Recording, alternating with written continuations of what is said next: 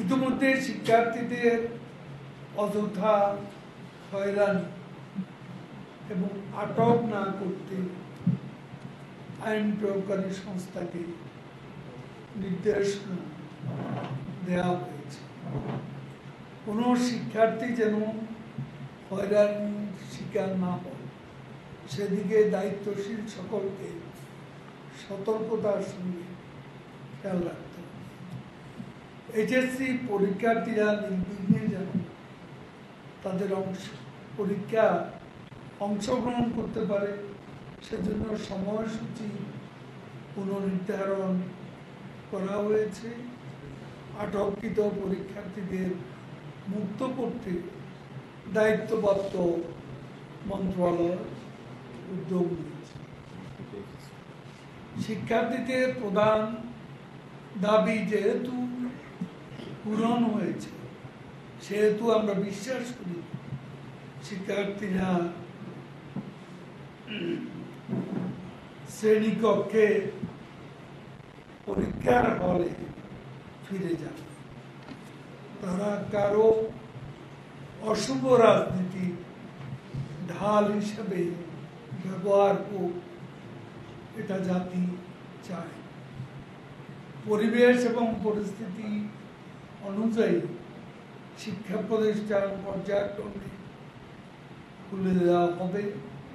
আগামী রোববার প্রাথমিক পর্যায়ের প্রতিষ্ঠান খুলে দেওয়া হবে। আমরা চাই শিক্ষা প্রতিষ্ঠানগুলোতে শিক্ষা সুষ্ঠু পরিবেশ ফিরে আসে। কোনো ধরনের ভয়ভীতি আশঙ্কা ব্যতি রেখে শিক্ষার্থীদের শিক্ষা জীবন ফিরে পাওয়া স্বাভাবিক গতি, এটা আমাদের প্রত্যাশা। শিক্ষার্থীরাই এদেশের ভবিষ্যৎ, আমাদের ভবিষ্যৎ। আগামী স্মার্ট বাংলাদেশ বিনির্মাণ হবে।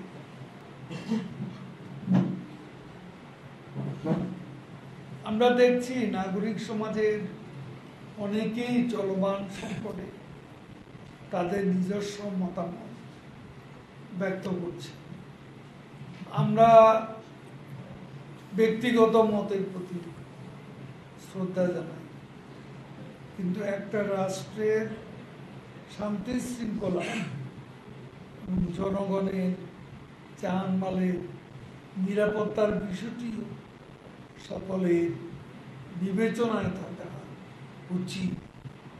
তাদের মতামত প্রকাশের সুযোগকে কাজে লাগিয়ে তৃতীয় কোনো স্বার্থান্বেষী মহল যেন উস্কানির সৃষ্টি করে কাজে ব্যবহার না করতে পারে সে বিষয়ে সকলকে দায়িত্বশীল হওয়া উচিত। রাষ্ট্রের নাগরিক হিসেবে সকলের চলমান সংকট থেকে উত্তর ধৈর্য ধারণ করা